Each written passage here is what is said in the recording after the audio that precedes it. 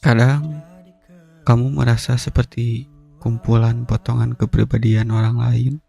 Kamu suka lagu ini karena sedang tren. Kamu pakai baju itu karena teman-teman kamu juga pakai.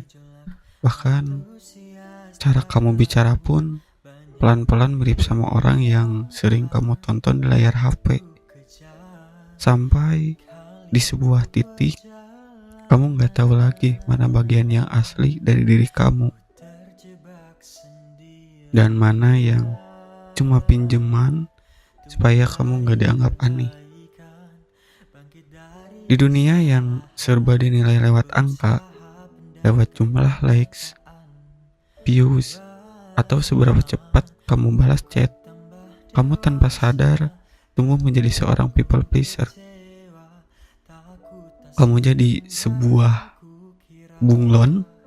Kamu takut kalau kamu menunjukkan sisi kamu yang gak sejalan sama ekspektasi lingkungan, kamu bakal ditinggalin. Kamu lebih memilih capek pakai masker daripada hanya menanggung resiko untuk tidak disukai.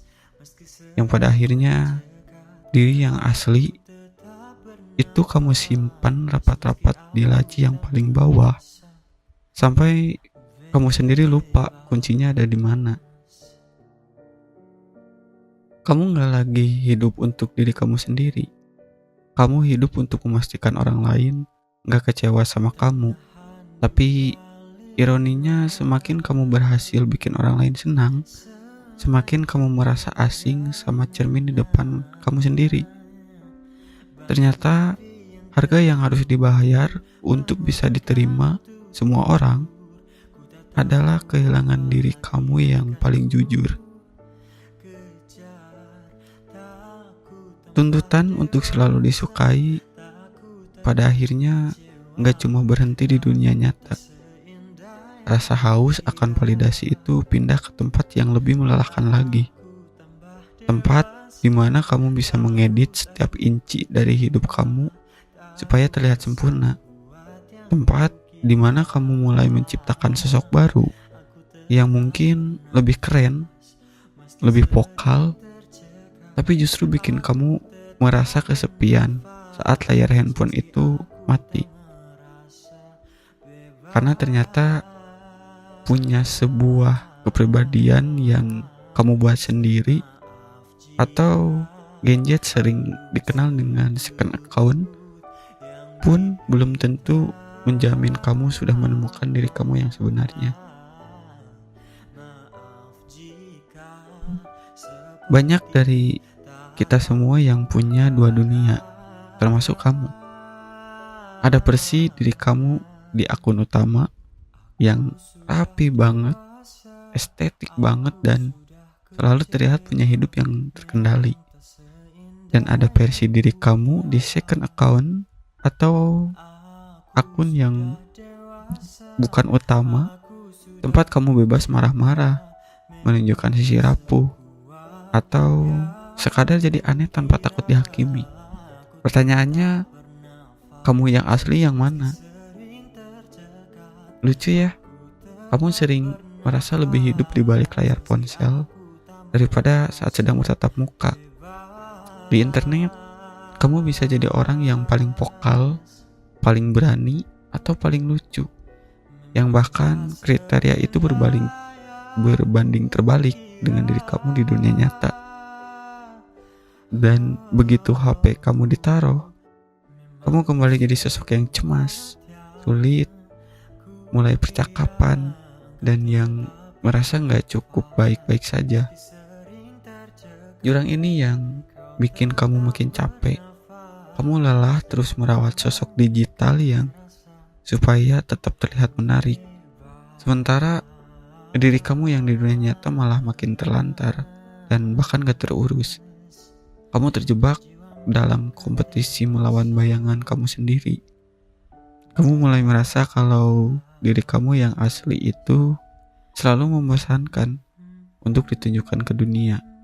Sampai pada akhirnya kamu lebih memilih hidup di dalam simulasi yang kamu buat sendiri. Tapi pernahkah kamu kepikiran kenapa kamu setakut itu buat tunjukin diri bahwa kamu berantakan, bahwa kamu bukan orang yang sepenuhnya baik? Kenapa kamu merasa harus selalu tampil sempurna atau punya topeng untuk bertahan hidup? Mungkin jawabannya bukan ada di kamu. Mungkin ketakutan-ketakutan ini adalah warisan yang tanpa sadar kamu terima. Dan mungkin juga sifat-sifat yang kamu benci dari diri kamu sendiri itu bukan asli milik kamu, tapi adalah sebuah sisa-sisa luka dari masa lalu yang belum selesai. Kadang saat kamu mencari diri kamu yang asli, kamu malah ketemu sama sifat-sifat yang kamu benci. Sifat yang gampang meledak, rasa cemas yang gak beralasan, atau kecenderungan untuk menjauh saat seseorang mencoba mendekat. Kamu sering menyalahkan diri kamu sendiri dan bertanya-tanya, kenapa sih aku begini? Kenapa sih aku melakukan hal yang bahkan aku benci? Tapi pernahkah kamu sadar kalau sebagian dari diri kamu yang kamu sebut asli itu sebenarnya juga bukan kamu? Itu mungkin cara bertahan kamu untuk hidup yang tanpa sengaja tertanam di kamu, entah itu dari lingkungan ataupun orang tua.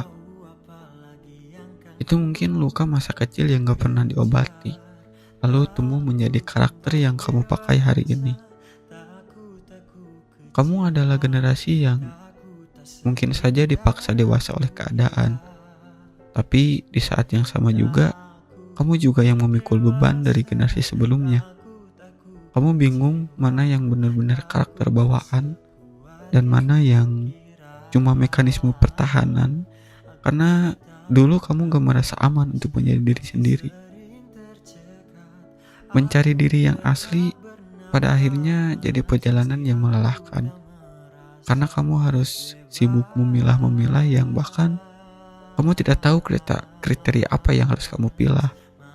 Mana yang memang sifat kamu sendiri dan mana yang cuma sampah emosional yang harus aku buang sampai rantai ini putus di kamu sendiri.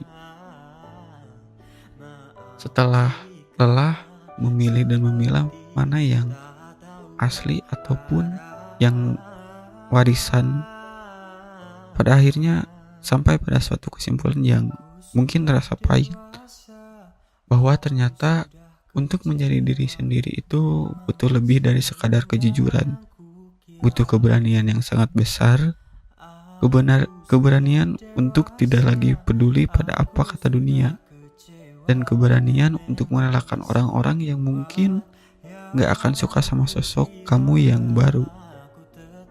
Bahkan pandangan sosok yang baru itu hanya pandangan dari orang lain, padahal itu adalah diri kamu sendiri, mungkin saja. Karena harga dari sebuah kebebasan adalah kesiapan untuk tidak disukai oleh semua orang. Akhirnya pencarian diri yang asli itu selalu berakhir di suatu persimpangan sebuah pilihan. Kamu gak akan pernah menemukan diri yang asli selama kamu masih takut ditinggalkan. Selama kamu masih haus akan validasi, kamu akan terus menjadi sebagian diri yang sudah diedit sedemikian rupa agar orang lain nyaman, agar orang lain tidak menjauh dari kamu, atau bahkan orang lain sangat suka sama kamu, yang itu adalah bukan diri kamu sendiri. Tapi coba bayangkan sekali saja seberapa ringannya hidup kalau kamu gak lagi sibuk minta izin untuk jadi diri sendiri. Menjadi diri yang asli itu memang beresiko. Mungkin kamu akan kehilangan teman yang selama ini cuma suka sama topeng kamu. Mungkin juga kamu akan dianggap aneh, dianggap berubah, atau bahkan dianggap egois. Tapi di saat itulah kamu sebenarnya sedang melakukan seleksi alam, bahwa orang yang tulus akan tetap hadir apapun keadaan kamu itu. Orang-orang yang tetap tinggal di saat kamu menjadi asli adalah mereka yang benar-benar berharga dan menghargai kamu. Diri yang asli bukan berarti kamu harus sempurna. Diri yang asli adalah saat kamu berani bilang bahwa ini aku, dengan segala berantakannya, dengan segala traumanya yang sedang perlahan aku sembuhkan, dan aku gak butuh persetujuan siapapun untuk menjadi seseorang yang asli ini. Mungkin kamu gak perlu menemukan diri yang asli. Mungkin juga kamu hanya perlu berhenti pura-pura saja. Berhenti menjadi apa yang dunia inginkan dan mulai belajar mendengarkan apa yang sebenarnya kamu butuhkan. Sesimpel itu. Capek ya kalau harus terus-terusan acting. Lelah ya kalau topeng kamu terus dipasang. Hari ini coba lepas satu saja topeng yang kamu pakai terus. Mulai dari hal kecil seperti berani bilang enggak untuk sesuatu yang emang bukan kamu banget. Atau sesimpel kamu gak suka aja dulu. Kamu bilang tidak untuk sesuatu yang kamu gak suka. Lewat podcast ini aku mau tanya satu hal buat kamu yang dengerin ini. Kalau besok semua orang di dunia ini mendadak gak bisa kasih kamu like atau komentar ke hidup kamu, apakah kamu bakal tetap melakukan apa yang kamu lakukan sekarang? Coba tulis jawaban sejujur-jujurnya di kolom komentar. Mari kita sama-sama belajar buat gak lagi jadi takut untuk menjadi diri sendiri. Terima kasih yang sudah mendengarkan. Tetaplah jadi manusia yang jujur pada diri kamu sendiri.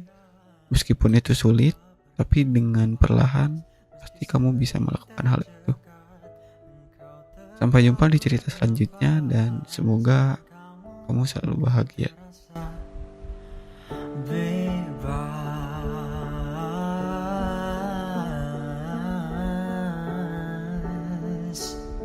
Dan jiwamu kan